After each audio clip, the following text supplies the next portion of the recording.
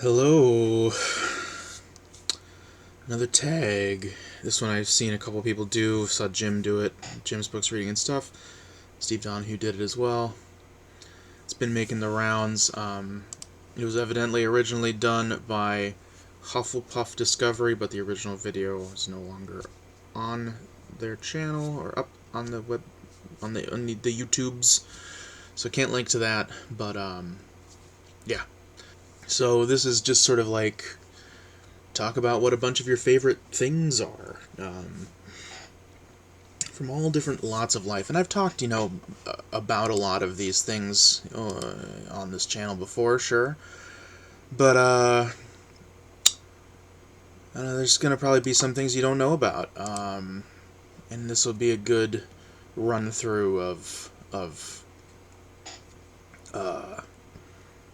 the stuff I like. So, question 1. Who or what is your favorite musician/band? This is a tough question. There have been a number of them throughout my life. And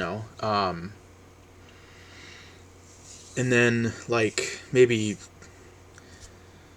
in my mid-20s, I started feeling like I didn't really have a favorite band anymore, but I had, a favorite album.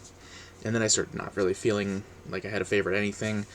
But I think that I do, if I have to, pick somebody, the musician who has had the greatest influence on my life, whose music I love the most, that I've spent probably the most time with. He's the person who I've seen in concert the most times. I believe I've probably seen him in concert close to 10 times. Though not as much in the last few years. He hasn't been touring that much recently. And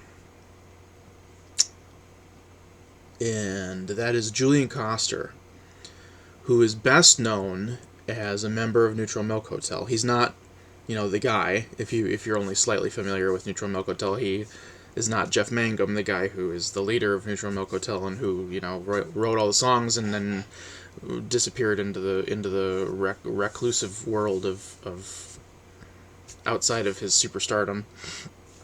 Julian is a guy who was one of many musicians in the Athens area at the time, part of that whole scene that is referred to as Elephant Six.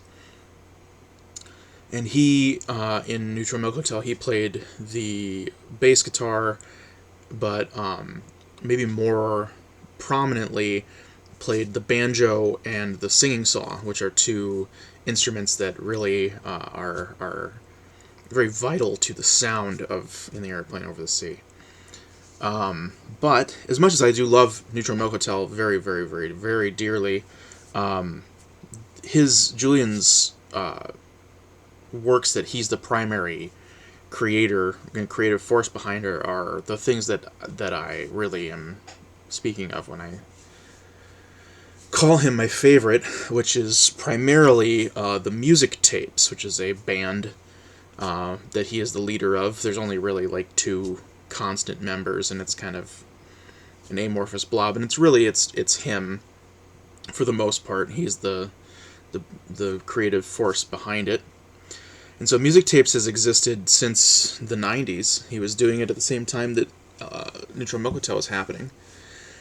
And their first full-length album was released in 1999, the year after In the Airplane Over the Sea, on Merge, same label as Neutral Milk Hotel. It was called First Imaginary Symphony for Nomad. And it is I guess you could call it a concept album. It's almost sort of like it's a concept album in the sense that it's kind of has a narrative that flows through it. Though it's a very interesting and hard to kind of pin down narrative that is about a boy who goes on an adventure, I guess you could say. And there's a lot of things. There's aliens who take the form of televisions, who live inside of our homes so that they can watch us, because they want to be like us. And there's the impending doom of the speeding bullet that is racing towards the what's his name, the actor who played Superman, who committed suicide way back in the day, in the early 20th century, George something. So there's a subplot about him in this race against the bullet that is coming for him, and there's a lot of other things happening. And then Julian didn't put any music out for quite a while, almost 10 years. And it was when he came back and started playing and releasing music again in 2008, which was when I first got into him, when the second Music Tapes record came out, Music Tapes for Clouds and Tornadoes, which is my favorite of the 3 Music Tapes albums, by a slim margin. They're all incredible. And it's so hard for me to describe Julian in a short, concise way. You know, he's a fan of unusual instruments. Banjo and saw are like his, kind of most iconic sounds, timbres, and he does interesting things too. Like he will play the banjo with a bow to get a really interesting sound out of that. He also builds instruments. The 7-foot metronome is one of his longtime cohorts, and many others. Mechanized organ playing tower I've seen perform with him a couple times. Static the television, of course, is a very famous one. He's a singing television. There are a number. The Clapping Hands, that's an old one. He, I believe, retired. I never got the chance to meet the Clapping Hands. His music is like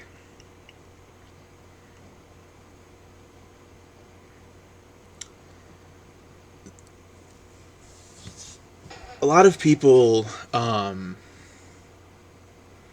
put a lot of value in nostalgia, remembering the past. Another thing that he's very associated with is using a lot of antique recording equipment. He uses like wire recorders from like the 40s, and like all sorts of antique microphones and things like that, so that his music sounds really like out of time and out of place, from a different age. And then the tone of it too is very wistful and often maybe a little melancholy, but often too joyous. It's never depressing, it's I would say melancholy. It can be a word that I would use to describe it.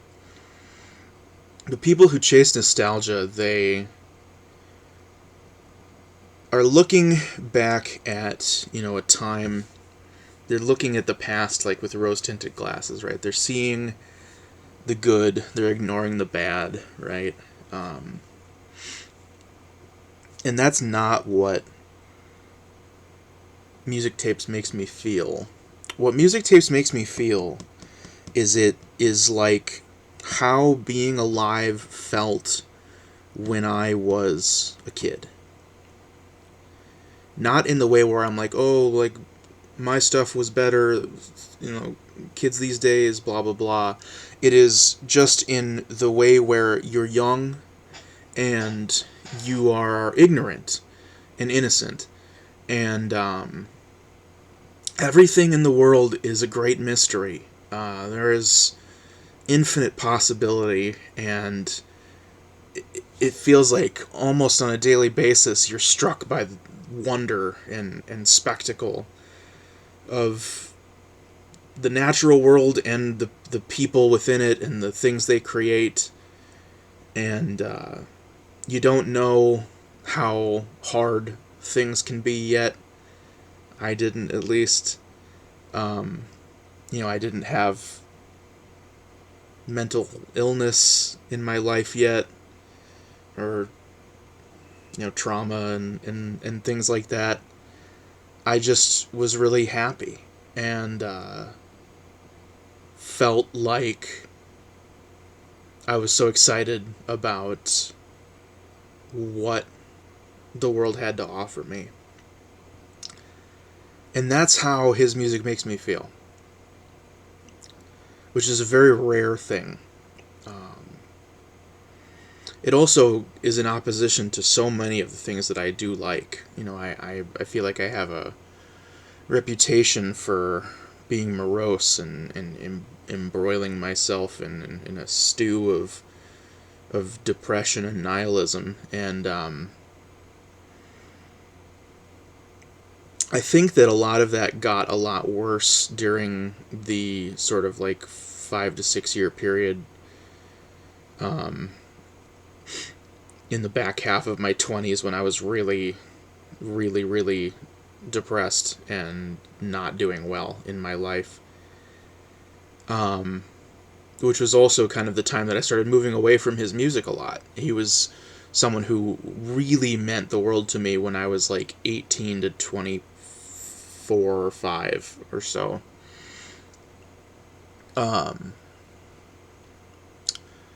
And it has only been somewhat recently that I've started to really kind of come back to him and his art, like, really fully. So the third Music Tapes album, Mary's Voice, came out in 2012, and it is very lovely. Very lovely album. And then since then, the major thing that he has done, well, he had a couple years where he was doing the Neutral Milk Hotel reunion, so he's kind of busy with that. And then he undertook another tour, a very cool tour called the Traveling Imaginary, where they had a Kickstarter to buy this custom circus tent that they built to take around on tour with them. And then I saw him, they did a double show at the Cedar Cultural Center for the Traveling Imaginary. I went to both shows. And then, you know, you go into the hall, and it's this big circus tent has been erected in the middle of the showroom floor. And before the show starts, you know, Julian and the other members of the band, the touring band, come out and they organize all of these games, various games, and then when it's time for the concert, the whole concert takes place inside the circus tent, and you sit cross-legged on the floor and inside the circus tent and watch them perform. He's also performed at my house a couple times. There is video footage on this channel of the first time he played here, which was for his Christmas caroling tour in the winter of 2008. He performed solo here in my basement, where I am sitting right now, just right there. Just a couple feet away from me was where he sat, playing some Christmas carols on the singing saw and some Christmas-themed songs. He has a couple of songs about reindeer. And then he ended with a song that was new at the time called Takeshi and Elijah, which is one of my favorite songs of his. And then he came back about 2 years later, doing a tour for singing lullabies, where he would come to your house and sing you lullabies. And that time he had a band, a couple of accompanists, and I don't have any footage or anything of that night, that performance, which I regret. I wish I had taken some footage, because it was a very crazy night, very crazy time in my life. And he's, you know, Music Tapes stayed here, slept the night at the house and stuff. And so because of those experiences, then I kind of got to know him a little bit. And then when Elephant Six did their holiday surprise tour here, just a couple months after that second time he played at my house, I, you know, knew those guys, and then was able to kind of like hang out with them. And after the show, me and Julian went across the street and got pizza, and then went back, and he introduced me to all these people who I had just like idolized since I was a young adolescent. People like Will Cullen Hart and Bill Doss, rest in peace, Bill Doss. Scott Spillane of Neutral Milk Hotel, and like John Fernandez, all these very, very cool and incredibly talented people. And then I helped them pack up their vans and saw them off to the next destination on their tour. And I've been able to see and talk to Julian and a few of these other guys every time I've gotten to see them since. But after that last tour, he's been doing this podcast. It's called The Orbiting Human Circus of the Air. It's presented by Night Vale. And it is an audio drama about a radio show that is filmed live before a studio audience at the top of the Eiffel Tower. And Julian is the primary character. He plays the janitor of the Eiffel Tower. And it's like written and starring him, and he does the music tapes, does the music for it. And so there have been a couple of EPs released of music from the show. They've done 2 seasons of the show. But it's been a little bit since the last season came out, and they did a tour around the time the first season came out.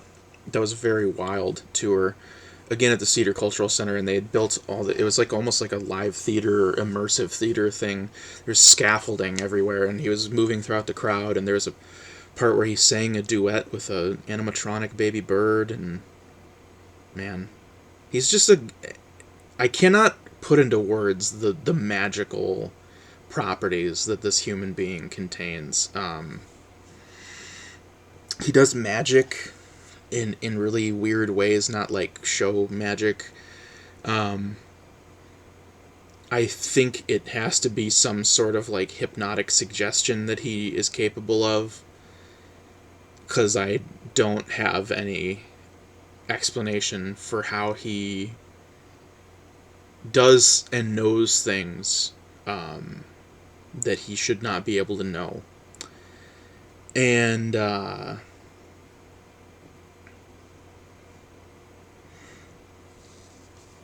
it's really incredible, and it makes me feel like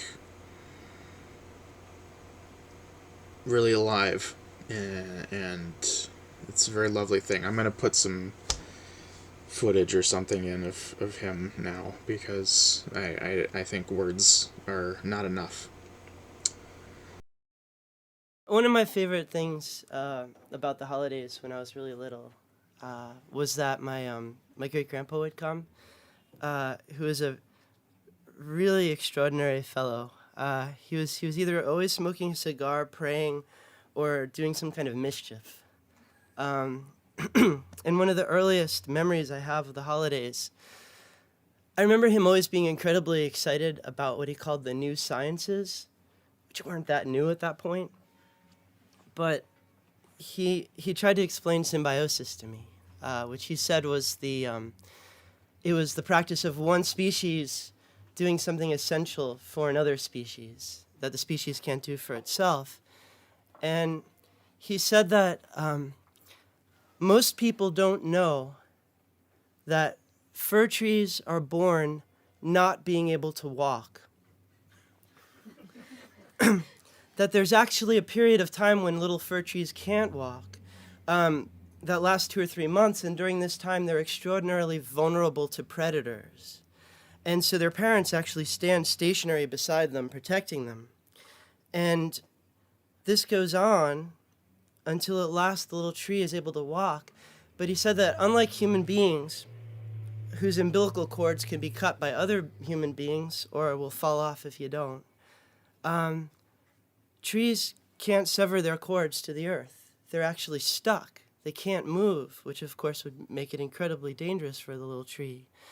So about the time, extraordinarily, about the time that the little tree is ready to begin getting ready to walk, fledging, when the little tree is ready to fledge, human beings come along and actually sever the cords.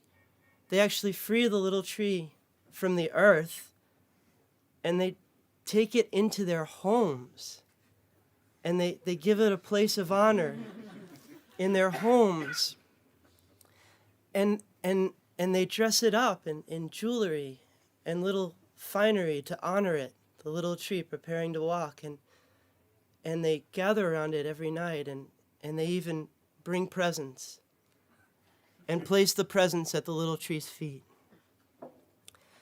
And this went on for about 2 weeks. And then at last, the little tree was ready to walk. And on that night, we carefully took all the decorations off of it, gently, while the tree was still sleeping, and gently placed it in front of the house by the street, sleeping, as it was ready to walk. And then my great-grandpa took me inside, and we went to bed. And when I woke up, the little tree was gone. And he told me that we call it Christmas. And this is a Christmas song.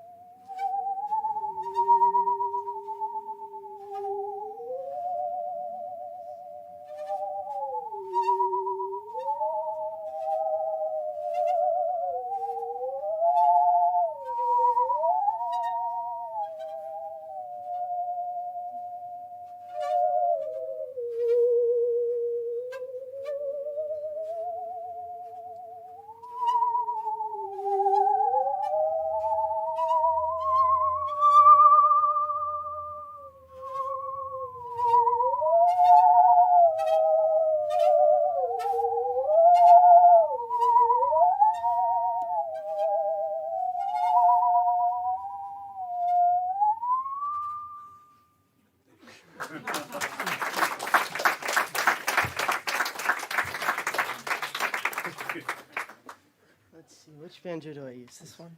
Thank you. I didn't know saws bow. They bow. They actually saws sing by themselves. We just encourage them. We just pet them and cradle them in our laps and encourage them. What are your top 3 favorite films is the second question. It's a tough question. On Letterboxd, you have a top 4 on your profile. You can set 4 movies at the top of your profile. So let's do 4 instead of 3, and I'll just say the 4 movies that I have there.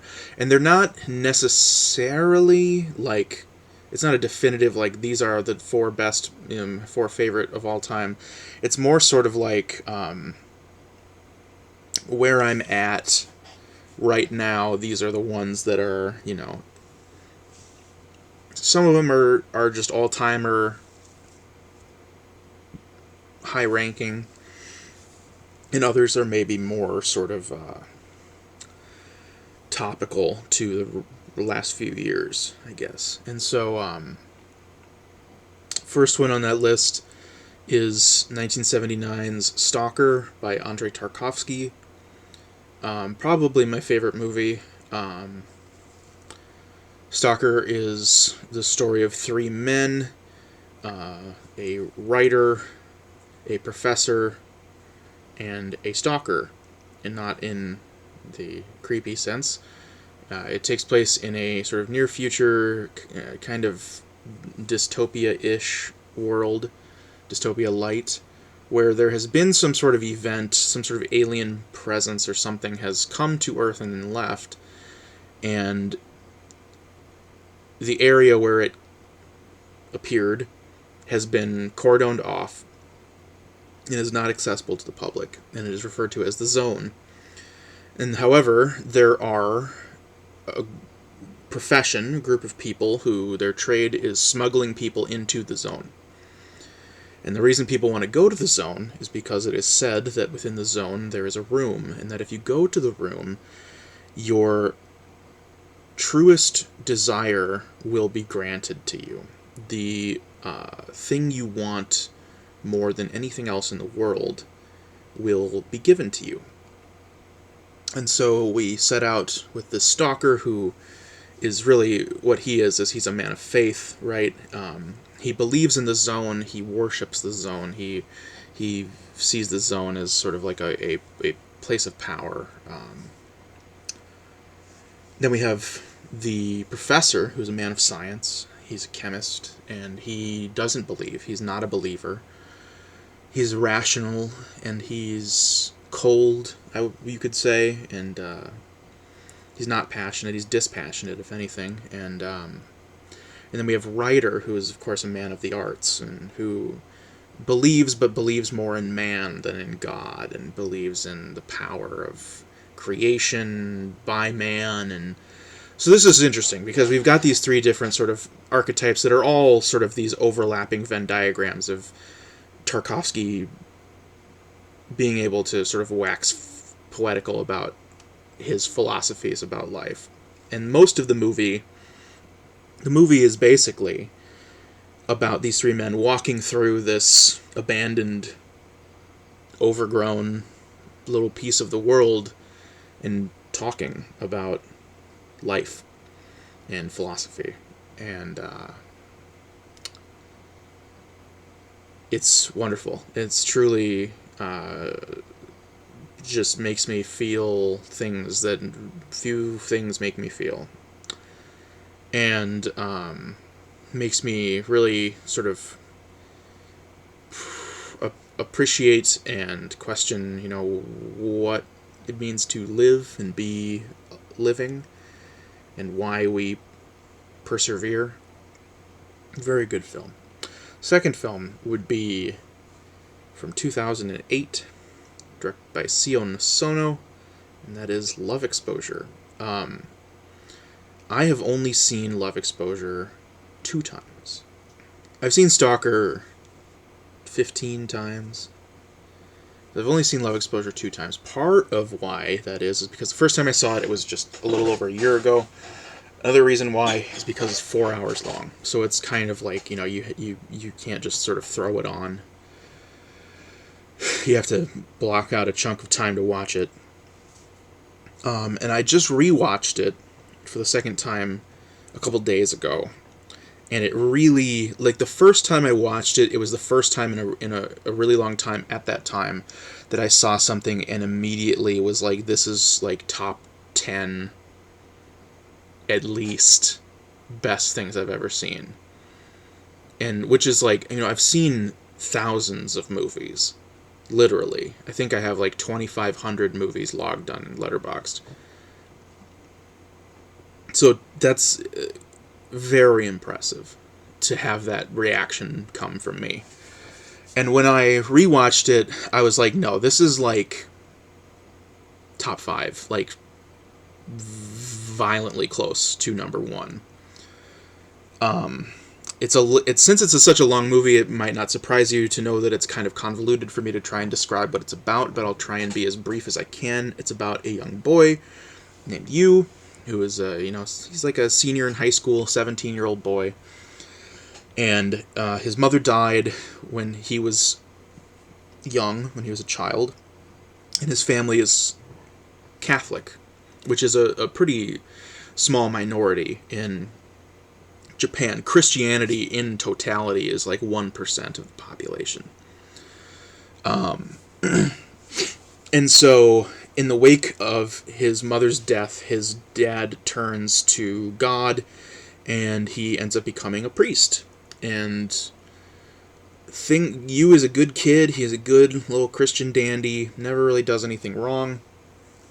But then, when he's a teenager, his dad sort of has a series of events happen that leads to him having this sort of crisis of faith. And he becomes very dark and brooding and abusive, I would say, and emotionally abusive. And he starts requiring Yu to come to confession every day and confess to him. He wants him to tell him all of his sins, but Yu is a good kid. He hasn't really done anything sinful. And so he tries, but it's clear that he's not appeasing his father. And then he tries to lie, and his father can tell that he's lying, and he gets, even more enraged because he's like, you have sins, you need to be confessing them. And so his sort of backwards logic of how he's going to do this is he's going to start sinning so that he can confess the sins to his dad so that it will make his dad happy. And this starts pretty small, just a few little things. And then it sort of starts to snowball. He falls in with a gang of, youthful outcasts, ruffians or what have you. And they introduce him to this older man who teaches him the art of the upskirt photography, which is a thing that exists everywhere, but it's particularly prevalent in Japan. I don't know how still present it is, but it was a very big thing at the time that this movie came out, and in the time prior, which is just what it sounds like. You're taking candid photos of women's underpants without their knowledge. The ethics of this is not really what the movie is about, but suffice it to say that this is a love story. It is called Love Exposure. And so it's a love triangle, actually. It's a love triangle story. But you don't really get to... The first hour of the movie is all kind of set up. An hour into the movie is when you meet the romantic interest, Yuko. And Yuko is a girl who violently hates men. She's just had nothing but abusive pieces of shit as male role models in her life. And she wants nothing to do with men at all. And it just so happens that one day, Yu loses a bet to his friends for who had the best, panty photography. And his punishment was that he had to dress in drag. And he chooses to dress particularly in the costume styling of Meiko Kaji in the film Female Prisoner Scorpion 701. Great movie, by the way. And so it is in this costume that he meets Yuko for the first time, who immediately falls in love with him. But, of course, he doesn't tell her that he's actually not Miss Scorpion, as he calls himself, and that he's, in fact, a man. And at the same time, he is being monitored by this woman, this other girl, Koike, who is a very deranged, sociopathic, I would say, person who's the victim of tons of sort of violence and abuse in her life that has just sort of destroyed her. And she has found herself as a recruiter for this cult called the Zero Church. And she takes it upon herself, she takes this interest in you, and she's like, I'm going to destroy him. I'm going to ruin his life, and I'm going to take everything from him. And then, through corrupting and destroying him, he will come to me. He will submit to us, this cult, and then we will own him, basically. And then the movie kind of plays out from there. That's all I'll say.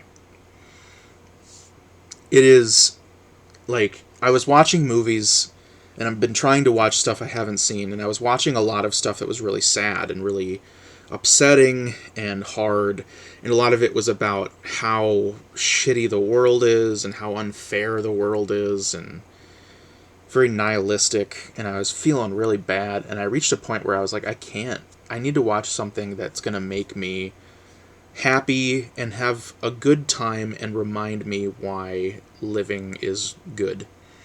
And that's what Love Exposure is for me. It's not like it's, all cheery the whole way through, but it is at its core, maybe it's blasphemous of me to say this, a romantic comedy. And it's probably the closest thing to a romantic comedy that I would ever have, in the upper echelons of my favorite films. It's indebted in its influences to so many things that I love. And it's just such a good time, and since it's so long, it's able to really have well crafted and developed characters and twists and turns and so much fleshing out of backstory. And it's one of those movies where it's like it's 4 hours long, but it moves real fast. It doesn't feel 4 hours long, and then every time I watch it, I just wish it went on forever. It feels like there are few films I've seen in my adult life where I watch it and I'm like, I could watch this movie like every week for the rest of existence. It's just that enjoyable. And that's an incredible accomplishment. Most of the movies that I really love, I wouldn't want to watch them that often. They're very, hard. This one's not hard. It's a pretty soft movie, for me at least. There's definitely some hard stuff in it, but overall, yeah.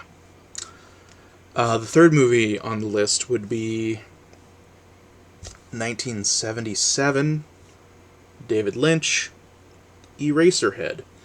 So this is Lynch's first feature. It is my favorite of his films. He is probably my favorite filmmaker of all time, I would say. I would say that, like, a lot of his movies rank in my, like, top 100. Probably, like, 7 or 8. So Eraserhead was his first film. It was filmed over the course of, like, 5 years for a very low budget.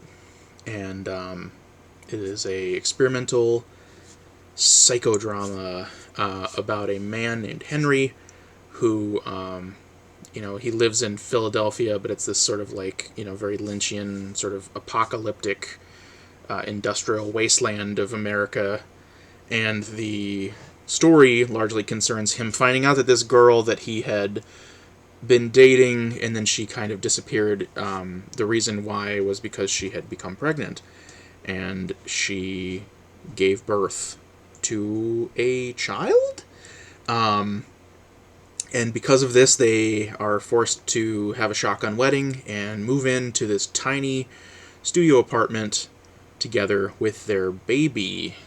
And if you've never seen Eraserhead, or you don't know anything about Eraserhead, then the joke from the sexting song from the Bo Burnham special this year, where he says that his dick looks like the baby from Eraserhead, that would have gone over your head. It is a horror movie, like most Lynch movies are, I think, at their core. It's a horror movie about being a parent, and about growing up, and responsibility, and the dichotomy of, like, fantasy and reality. He's stuck in this apartment constantly with his, like, nagging bitch wife, and this, I'm sorry, monstrosity baby that's just screaming constantly. And then he's got, the woman who lives across the hall from him, who, seems like this sort of alluring, mysterious figure that, could solve all of his problems, who hasn't been there when they've been in a bad relationship. And then, of course, the lady in the radiator, who sings to him and tells him what he needs to hear, which is that in heaven everything is fine. I think that, like, the Lynchian is a descriptive word that people use in a sort of academic sense to describe the vibes and themes and weirdness of Lynch's films. And there's sort of a gradient scale where you're like, how Lynchian is this Lynch movie, where, like, the far end is like the straight story, and then the other end is probably Eraserhead, where it's like, it's the purest, most unadulterated concentration of, like, what makes him him, what his voice is like. And I think that's why I like it the most. It's like, watching it is like a revelatory experience. It's like I feel like I'm in church. seeing it. I remember seeing it in a theater for the first time, and it was like undescribable what it felt like, particularly because it's so loud in the theater, and you don't think as much about the sound design, which is a very important thing in Lynch's films, until you're in a theater and it gets to the very end and all of the sound cuts out and you're in this sort of echoing wash of silence in the wake of the film ending. And it's like, holy shit. So that's an incredible film.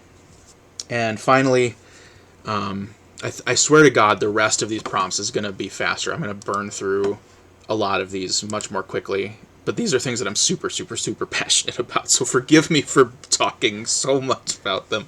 The final film on this list is Bullet Ballet by Shinya Tsukamoto from 98, I believe. Tsukamoto, probably my second favorite filmmaker behind Lynch, though I have not seen all of his features because there are a few of them that are kind of hard to find in America. I have gotten a hold of copies of them, but I just haven't watched them yet. So Tsukamoto is best known for his first feature film, which is Tetsuo the Iron Man, which is a fairly well-known film in the world of experimental horror film, and body horror, and Japanese horror, or whatever. And that is one of my favorite movies, too. Absolutely, like, top 10. Amazing movie. But my favorite of his films, and I really love, there are a number of his films that I really love. Snake in June, Tokyo Fist, incredible. But Bullet Ballet is my favorite. And Bullet Ballet is interesting because, you know, a lot of the things that he is associated with are like body horror, right, and sort of transformation stuff, and surrealism, and sort of psychosexual, like weird, pervy stuff. And a lot of that is not really present in Bullet Ballet, but it also still feels like so essentially like his voice in the film. And so the film, all of his films that he is sort of, he sort of classifies his films as like his passion films and then his like director for hire films. And the director for hire films pretty straightforward, but then the passion films, he's the writer, director, he's the star, at least to some degree. He's a prominent actor in the film. Usually he's doing the cinematography and the editing as well. Very hands-on guy. And so in Bullet Ballet, Tsukamoto is the lead. He plays the main character, who is a young man in his 30s, as he was at the time. Very average sort of salaryman, Japanese type kind of stock character who you see in a lot of Japanese media. And one day he comes home from work and finds that his girlfriend, his longtime girlfriend, they'd been together for like over 10 years, has shot herself and committed suicide. And in Japan, guns are extremely rare. They're very hard to come by. It is extremely hard to own a gun in Japan. And so there's this sort of like mystery. How did she get it? Where did it come from? Why did she even kill herself? He didn't even know that she was thinking about doing this. It's all very shocking to him. And it breaks him. He becomes very, very broken. And the sort of way that he starts working through the trauma is he becomes, working through is probably not the right word. He becomes obsessed with the gun that she killed herself with, the specific model and you know version of this revolver that she used. And then he becomes obsessed with getting one. He wants to get one of his own. And there is a strong implication, though it is never outrightly said, that this is like he wants to also kill himself. And so he starts sort of descending into the world of, you know, the Tokyo underworld, gang members and drug dealers and pimps and yakuza and all of that. And as he descends into that world trying to find this gun, he meets this gang of teens, and particularly focuses on this young girl who is a member of the gang, who seems like obsessed with death and ready to die at any time. And the movie, to me, is really a story about like a man who is he's on the annihilation path, but then he finds someone who he thinks he can save, but what he really does is he saves himself. This isn't an uplifting film, I wouldn't say. It's not a happy film by any stretch of the imagination, but it is a hopeful film, I think. And it really touches on a lot of feelings that I've had, and really zones in on some unspeakable shit that is like baked into my DNA. Yeah, I cannot recommend Bullet Ballet enough. And Tsukamoto's films are all they're very easily digestible. Every movie he's made, I think, is like under 80 minutes. Definitely under 90 minutes. But like very short films. He doesn't make long movies. He has no interest in doing that, and which is cool. He manages to pack more into 66 minutes or whatever Tetsuo is than most people can do in 2 hours, so he doesn't need to do a long movie. Okay. We spent as much time doing the first 2 prompts as I was hoping the whole video would be. So we're going to start going fast now. Number 3, what is your favorite scent? I've got a couple. Garlic, right before it starts to rain. I don't remember what the word is for the chemical in the atmosphere that smells like rain. Love that smell. Chocolate chip cookies. How can you say no to that? I do like... there's something very visceral about being in a sea of people and smelling just a sort of writhing mass of human bodies. I don't know if I like it, but it is very exciting. Number 4, what is your favorite Disney film? D's nuts. If it's in the pantheon of things that Disney owns, it's probably Empire Strikes Back. That's kind of a boring, easy answer. If we're just saying Disney, not Marvel, not Star Wars, not Pixar, I think my favorite Disney film is probably Beauty and the Beast. I'm not a great fan of Disney films or Disney in general. I don't hate them, but they're just sort of, it's just not for me. It's not what I'm interested in. They're fine. They serve a purpose. Children need things like that in their life. It's important, so I don't disparage them or anything. I do think Disney adults are weird, and I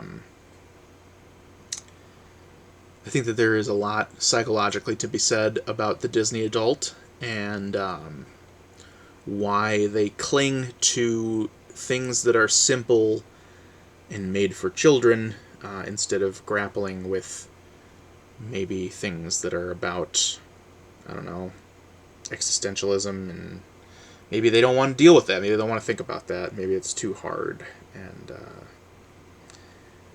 I don't necessarily begrudge them that, but it also is an indicator to me that they're the kind of person that I probably would not get along with as well.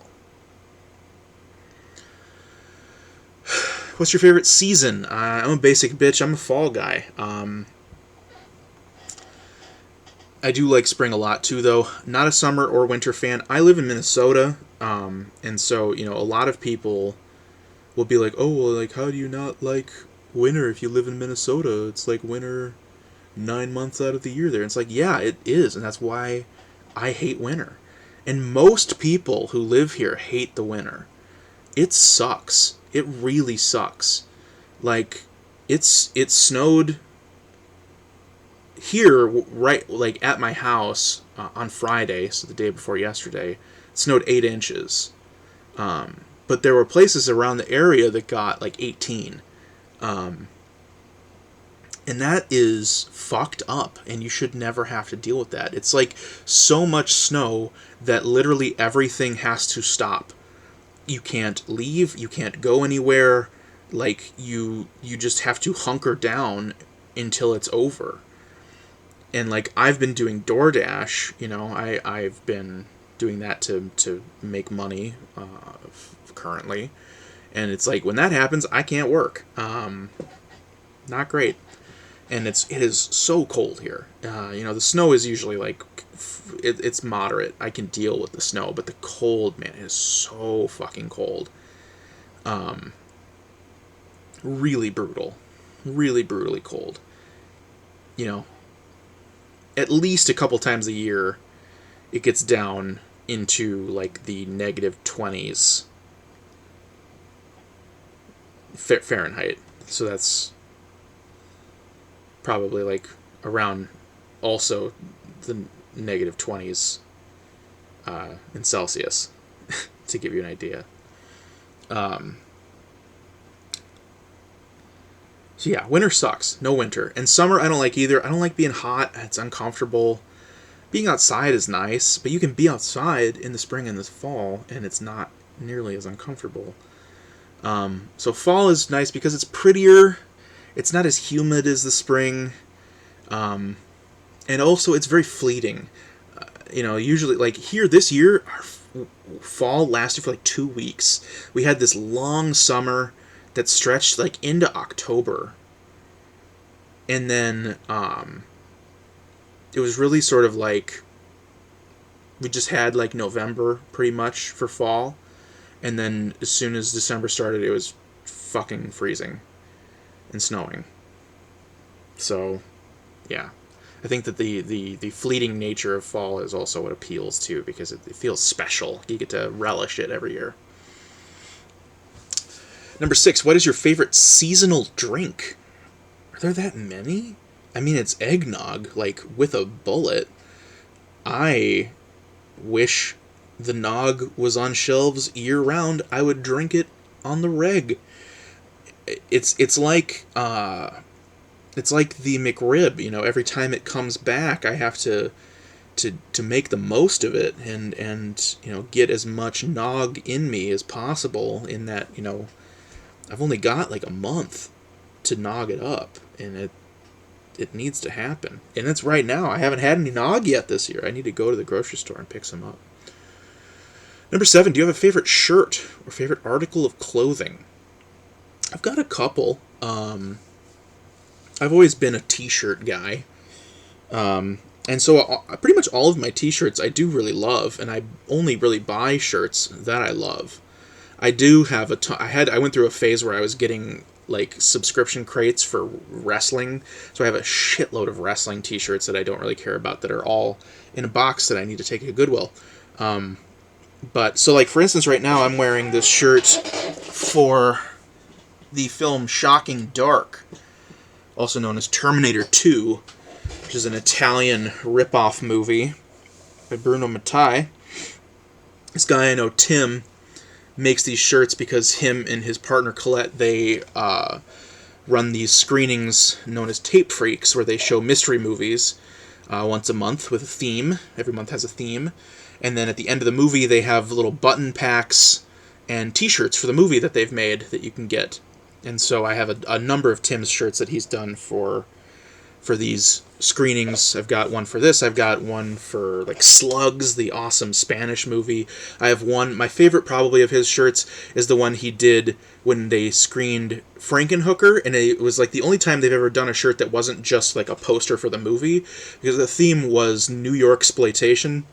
And so the shirt is an I Heart New York shirt, but instead of the heart, it's Belial, the monster from Basket Case. What a great shirt. Love wearing that shirt. If someone compliments that shirt, That's how I know that they're on the fucking level. Some other shirts I have that I really like. I have one that's the logo for Garfield and Friends with a picture of Garfield, but then it says Neon Genesis Evangelion instead of Garfield and Friends. That one's pretty good. I've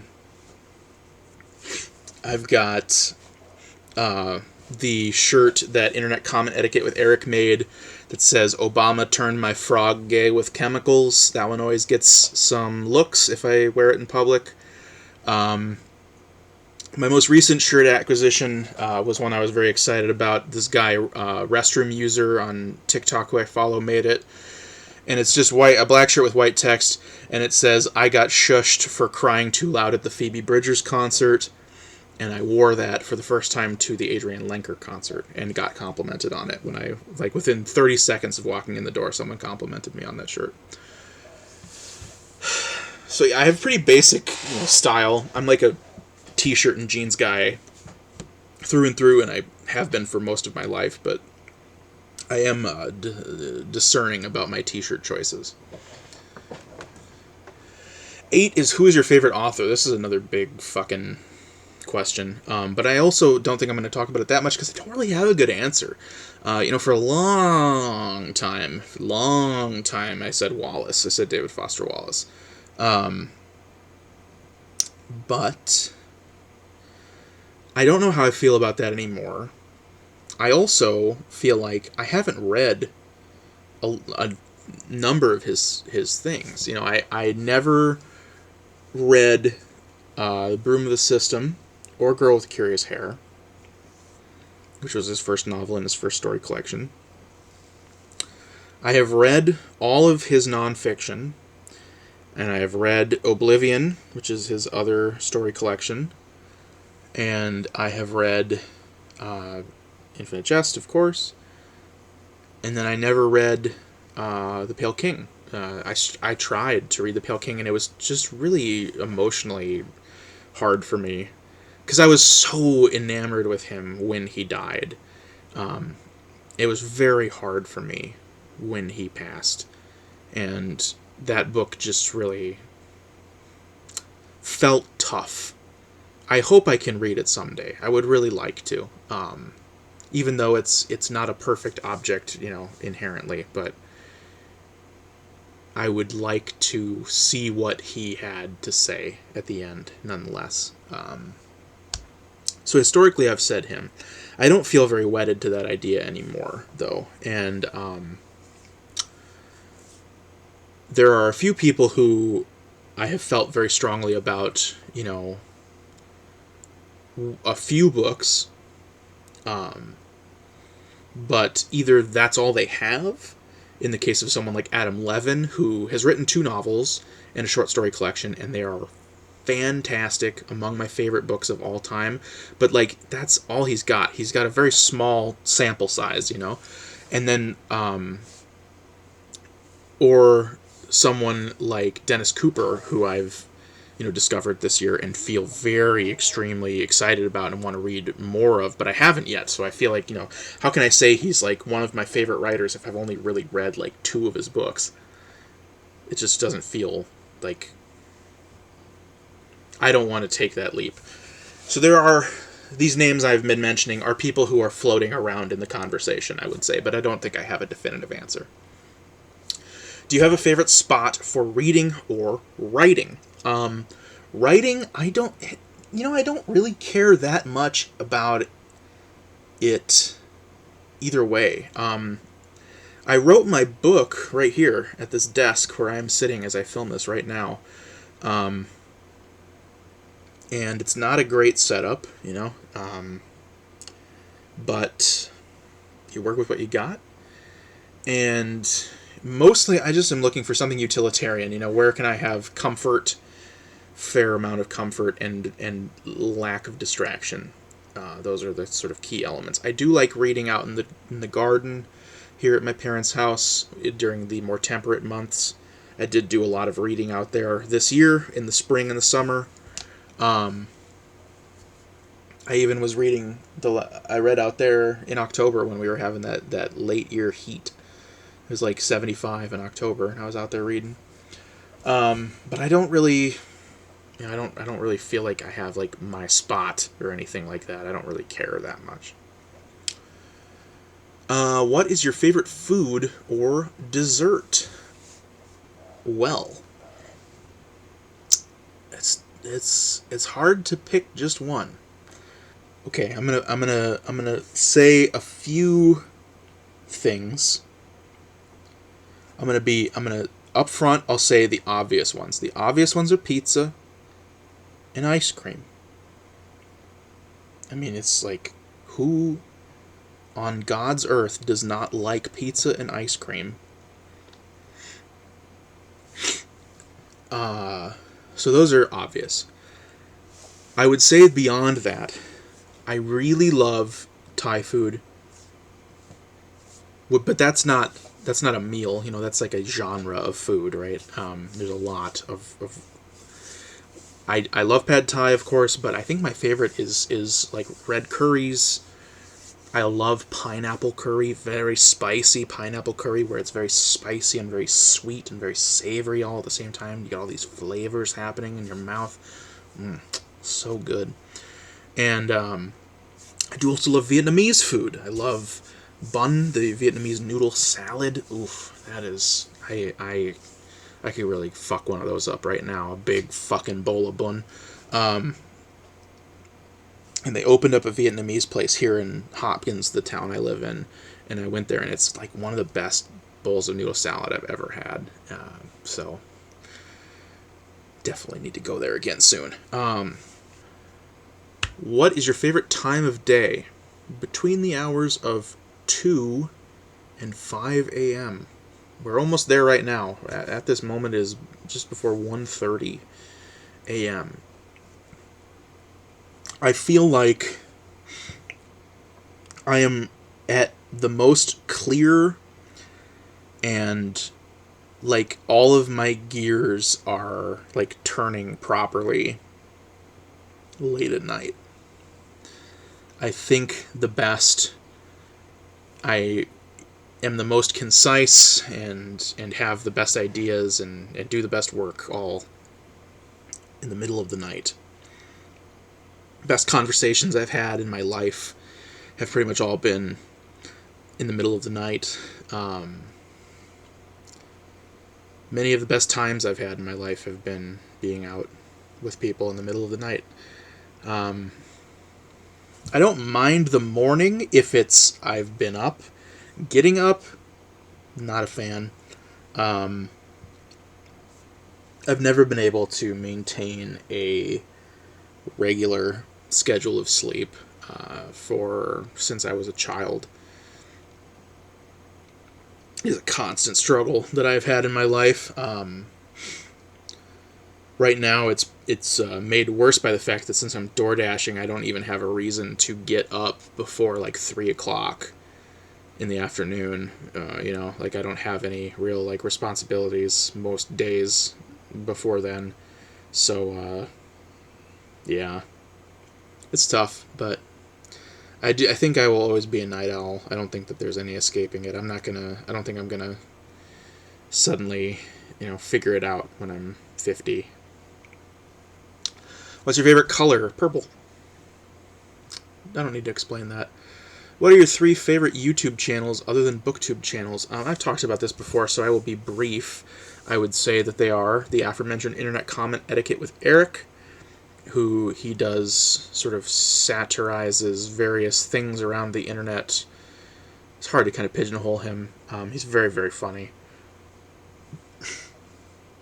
Channel 5 with Andrew Callahan, he's this guy. He used to run a channel called All Gas No Brakes, and then he had like a falling out with his the company that he was working for, and then he left and started Channel 5, which is like a fully independent thing, but he's basically doing the same thing that All Gas No Brakes was, which is basically like he goes out to places, public places mostly, where there are going to be interesting people, and then does like Vox Populi, man on the street interviews with people. So, some of his recent stuff, he had a video that just came out where he goes to Talladega for a NASCAR race. He was at least mildly responsible or tertiarily related to the Let's Go Brandon thing, which is in the video. Hey, Joe Biden. Hey, Kamala. Show me your asshole, baby. Trump would do it. Trump would show me his asshole. I trust him. Why is Joe Biden scared? He's a fucking loser. That's why. Talladega winner in the NASCAR. Oh my God! As you can hear the chants from the crowd, let's go, Brandon. Brandon, you told me you were going to kind of hang back those first two stages and just... Joe Biden probably has a weird goggin butthole. Joe Biden has a weird butthole, bro. Joe Biden has a weird butthole, bro. He's got a drink out of his shoe.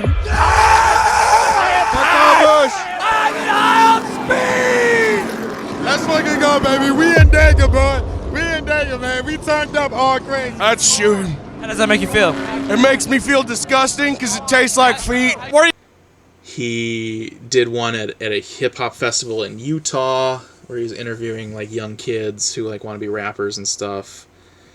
He did one at this like music festival that was like the Gem and Jam festival, so it was all like crystal healing stuff during the day and then jam bands at night. He has done some like anti-vax rallies. He's done like a QAnon conference. Just like all over the place. And then there was one he did recently where he was hanging out with this guy Crip Mac, who's just this Crip dude in LA who he just like hangs out with this Crip guy. They just talk for a while, and then Andrew invites Crip Mac to go to the Slipknot concert with him, and then they do, and then Crip Mac interviews a bunch of Slipknot fans, and it's just like the birth of humanity, particularly America.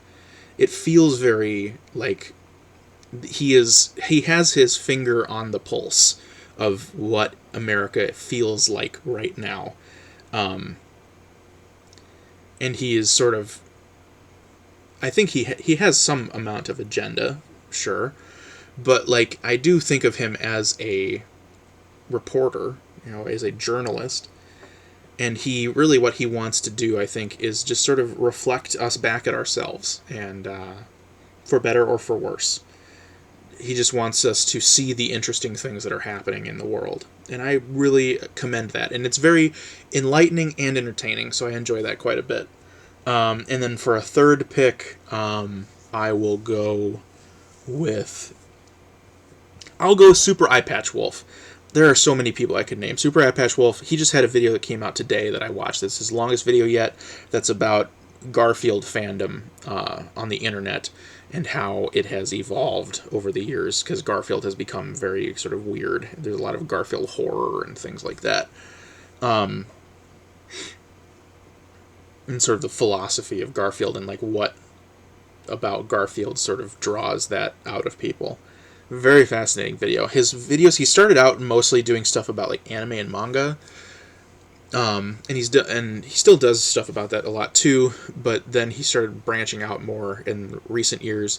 Videos about pro wrestling, video games, various other topics that he has had interest in. He did one about the history of like psychics and mesmerism. It was very fascinating.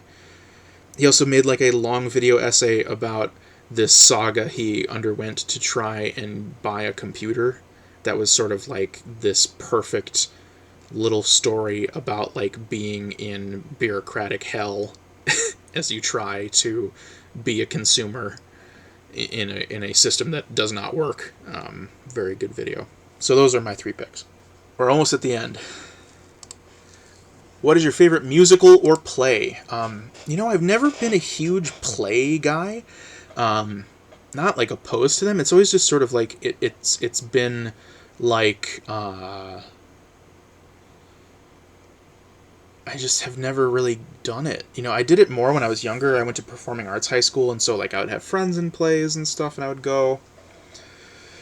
But I haven't been to a play in a very long time, and I have a friend who works at the Guthrie, which is like the most prestigious biggest theater in the Twin Cities for plays.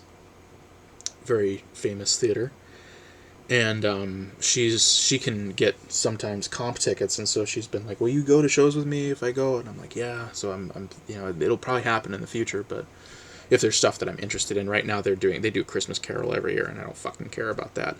And I probably don't care about Shakespeare either. Sorry, Shakespeare, but my favorite musical, I am not a huge fan of musicals, but there are some that I do enjoy quite a bit. I think that my favorite is probably Rocky Horror. I do have a very deep love of Rocky Horror from my adolescence. That was a movie that sort of, it was a sort of weird movie for misfits, and it had this sort of weird misfit culture around it that I really loved and appreciated, and it was one of the earliest moments when I sort of really felt othered from my friends, where I tried to show it to them, and they were like, "What is this gay shit? Why are you watching this fucking gay movie?" And when I was probably like 12 or 13, and that was a very important experience. It wasn't a positive one, but it was very important. And it's just got good tunes, man. That's the big thing, is it's like, if it's got good music, I'm probably going to like it. And most of the time I watch a musical, I'll either be like, I don't like this, or it will be like, I don't like it, but okay, I get it. Like, I see what there is to like. It's just not for me. That's how I felt about Lin-Manuel Miranda's stuff. I saw the Disney Plus version of Hamilton, and I saw the In the Heights movie, and I was like, I get it, but it's not my thing. Some other musicals that I really like, I do love Singing in the Rain. That is just, how can you argue with that movie? Amazing movie. And I love Trey Parker. I've never seen Book of Mormon. I would like to, though. But, Cannibal the Musical, wonderful. The South Park movie is a musical.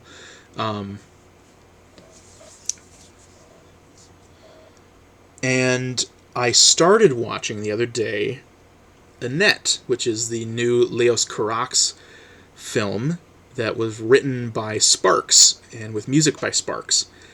And I started watching it, and I got like a third of the way through it, not even.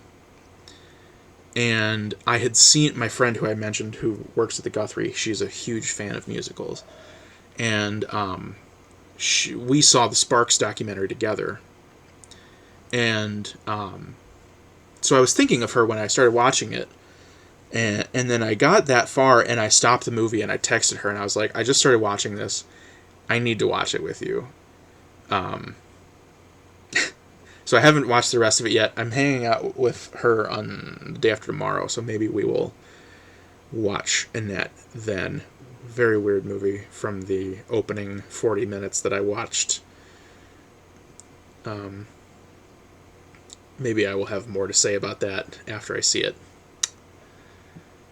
What's your favorite place that you've ever visited? Hong Kong, I think, is pretty definitively my favorite. I spent 2 weeks in Southeast Asia, and I had a great time. One of the best experiences of my life overall.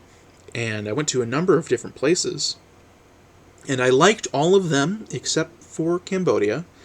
And I don't think that is Cambodia's fault. I think that's more sort of where I went in Cambodia, which was this little port town that they told us was the only, like, resort town in all of Cambodia, because Cambodia is, like, just straight up, like, a third world country, and it's, there's a pretty staggering amount of poverty that, they just haven't recovered from the Khmer Rouge and Pol Pot. It's just still, like, all fucked up.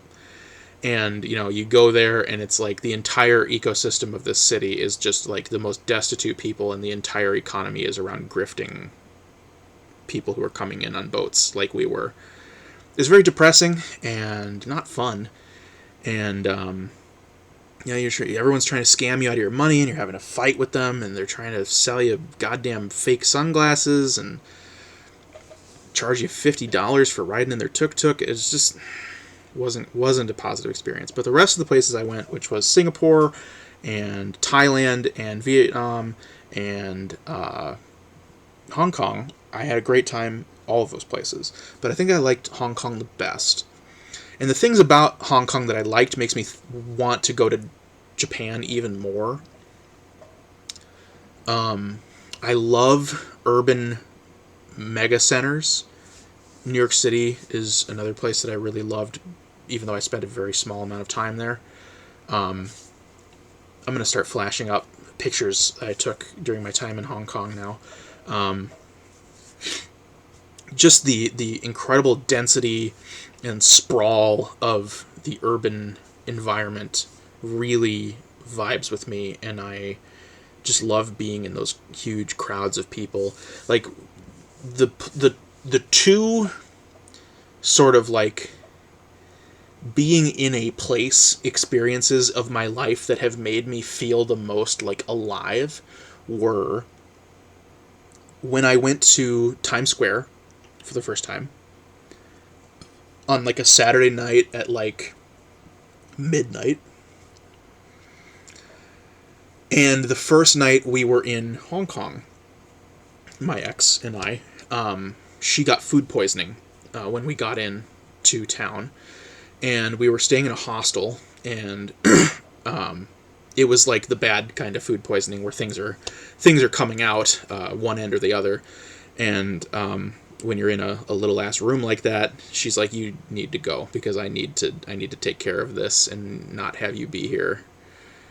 So she politely kicked me out of the hostel, and it was, evening time, and we were in Kowloon. We didn't stay on the island, and we stayed just a block off of, I believe the road is called Nathan Road, which is like the big north-south boulevard that goes through Kowloon. It's where the Chungking Mansions are, and we stayed like a block away from the Chungking Mansions, very close to them, in a little hostel. And going out that night on my own in Hong Kong, walking through the Chungking Mansions, going down to the promenade, looking out at the island and the skyscape of the island and the skyscrapers, and the sea of people, and there was like it was right next to the Fine Arts Academy or music hall or something, and there was like a concert letting out, and then I like walked down. They have the Hong Kong Walk of Fame, which is like the Hollywood Walk of Fame, but it's all Hong Kong guys, and I really love Hong Kong cinema, and then they have like like statues of like Sammo Hung and all these cool dudes, Chow Yun Fat, and like it was very cool spiritual experience, and I was like, I wish I could live in a place like this. It would make me feel alive, I think. That's why I say that if I could afford it, and if I didn't have the emotional bonds that I do here in Minnesota, I would go to New York. I would live in New York City in a heartbeat, if I could. If I ever reached a point where I needed to start over. So yeah, Hong Kong is my favorite place I've ever been. And that is the last prompt. So when I got to 45 minutes, I was like, oh god, how long is this going to be? So this isn't as bad as it could have been. But it was still pretty long, so I apologize. I know that I just am never shutting the fuck up. But thank you as always for watching and following along and your attention, and have a good night.